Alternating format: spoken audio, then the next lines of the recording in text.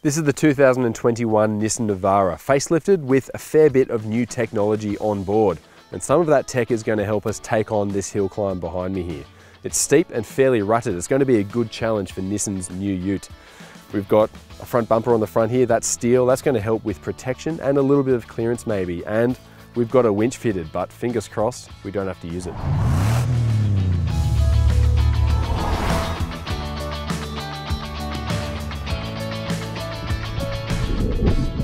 We've already spent a fair amount of time behind the wheel of this new Nissan Navara, with road tests and road trips aplenty. And if you want to watch those videos, you can find them on CarAdvice.com.au or follow the links in the description of this video. The Navara STX sits below Pro 4X and Warrior grades and is priced from $58,270 before on-road costs.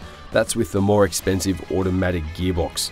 You can get a 6-speed manual for $55,770. STX spec comes with a 360-degree camera, LED headlights and tyre pressure monitoring, the optional heated and leather seats, and there's also automatic headlights and wipers. We'll test out the on-road performance of this STX a little bit later in this video, but for now we're going to assess it off-road. Most of the Navara is a carryover from a mechanical point of view. There's a 2.3 litre twin-turbo diesel engine under the bonnet with a 7-speed automatic or 6-speed manual gearbox. Rear suspension is a coil-sprung live axle and it's independent up front. There are some smaller tweaks with this model, however. There's a stronger rear axle that allows an increased GVM and payload, and there's a selection of driving modes, which includes an off-road driving mode. You can select that in high range 4-wheel drive. Worth pointing out also, those driving modes, when you're in low range, there is no choice anymore. You're in the off-road mode, which is what you want. Now let's take on some of these ruts. A bit worried about clearance with these side steps. We'll see how that goes, but I'll try and slowly crawl this, slipping around. All right, that's doing quite well.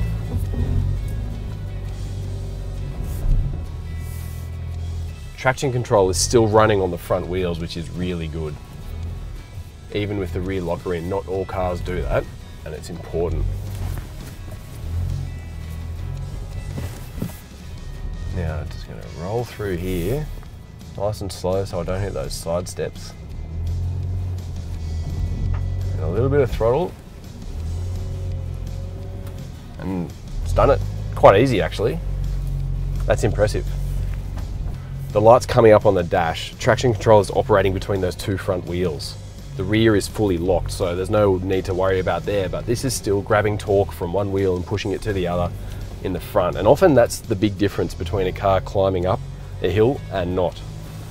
Now another good little test here, let's get around this tree, is hill descent control. Press the other button, that turns on. I'm going to push it across into first gear, lock it in. Now feet off the pedals. Drop this through a few ruts and see how it handles it. Bit nerve-wracking, but it's pretty fast to react actually. That's holding it quite nicely. It's impressive, this Navara. I mean, it's got old bones. This is a 2015 ute, 6 years, probably towards the end of its development cycle, but it's still standing up quite well in comparison to other utes. It is a bit of a shame that it's taken Nissan 5 years to get the Navara to this stage. It's always been a good off-roader, but has struggled with the likes of load carrying and towing in its standard form. But now with retuned progressive rate coil springs and new shock absorbers to suit, this is all introduced around 12 months ago, the Navara is a better all-round proposition now, and that definitely includes off-road performance. Off-road traction control is one of the better examples in this segment, and it stays operational when the rear differential lock is engaged. Add in decent ground clearance and good protection, and you've got a ute that is quite capable for off-road driving. Inside this Navara, it's mostly business as usual, but that's not a bad thing because it's quite a nice place to be. You've got a big infotainment display here. I've noticed this has really fast load times, and you've got just about everything that opens and shuts. Apple CarPlay, Android Auto, digital radio, native navigation, and there's also a 360-degree camera in this STX specification. It's not the highest quality camera output, but it's still handy nonetheless. There are 2 cup holders here next to the handbrake, and you've got another spot here maybe for your wallet or something like that up front. In terms of power outlets, you've got a 12 volt there and a USB. There's also a auxiliary audio input there. And also in this center console, which is kind of small, you've got a USB and a USB-C and another 12 volts. So power is well accounted for. For this facelift, you do get a new design steering wheel, and it's a much better design than the old one. You're not hitting the horn, which used to run down this middle spoke right down to the bottom accidentally. I've scared a few people on the road with the old Navara, but this one's much better. And you also get a new seat design. This has a bit of quilting going on, nice and comfortable. The seating position is quite high in this car, which isn't bad because you've got a nice view of what's going on. But I did notice you don't get reach adjustment in the steering, only tilt.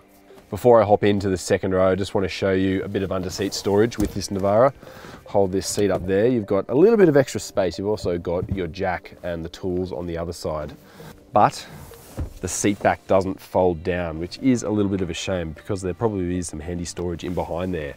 I'll also show you, if I pull this headrest off, this is your top tether point. And I have to say, putting some seats into this the other day to do the daycare run, it is a little bit awkward to get good tension on that seat. It's a small detail, but a detail nonetheless. Now I'll put that back on. Let's jump in.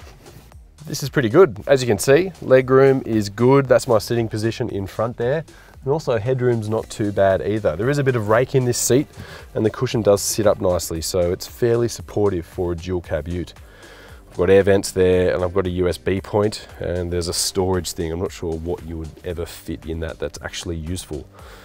There's a fair bit of width on offer here, but if you had two people, fold down armrest, there are two cup holders there as well, and you've still got that quilting on the seats here. So it is a little bit of a premium experience for a ute. But one thing that has carried over, arguably my favorite thing about this Navara, is that back window. It's operated from in front there, but it's really nice for a bit of a fresh breeze while you're on the road. Our tester was fitted with Nissan's new design hoopless bull bar. This is constructed from steel and is an improvement in terms of protection and clearance for off-road driving. This bar is also now winch compatible. And as you can see, we've got a quality worn electric winch hiding away here. That's got synthetic rope and it's behind a hinged number plate.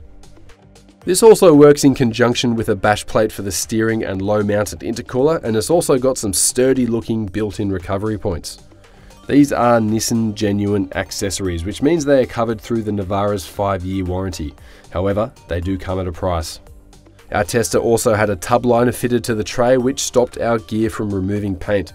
And there's also Nissan's handy adjustable tie-down rail. These do work well for securing taller stuff in the tub. This powertrain, the 2.3 litre turbo diesel, this is a twin turbo diesel in this specification and 7-speed automatic gearbox, is unchanged, and overall it's not a bad operator. It's smooth, noticeably quiet and pretty punchy off the line.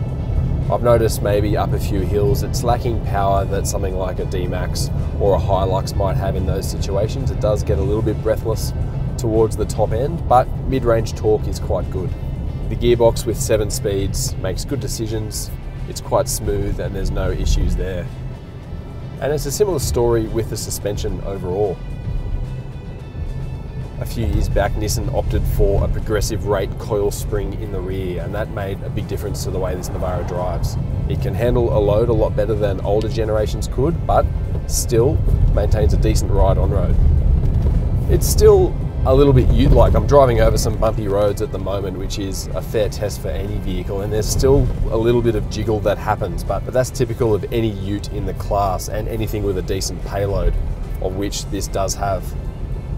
For a four-wheel drive, that is good off-road, but easy to live with on the day-to-day commute and that sort of thing, with good technology, a much better steering wheel than the old one, this is a solid option. Never mind the fact that this is one of the oldest utes in the segment still. Nissan has gone through a lot of effort of updating and improving the Navara over the years. And this facelift is a big change. And it's a bit of a shame in a way, because this is in effect a really well-rounded ute overall. I kind of wish that Nissan got to this stage a few years ago. What we've got today is a ute with all the right ingredients. It's comfortable on-road, it's easy to drive, there's a lot of tech on board, the infotainment's great, and off-road, it's quite capable as well. So if you're in the market for something with all of those ingredients, I reckon the Navara is definitely worth a look.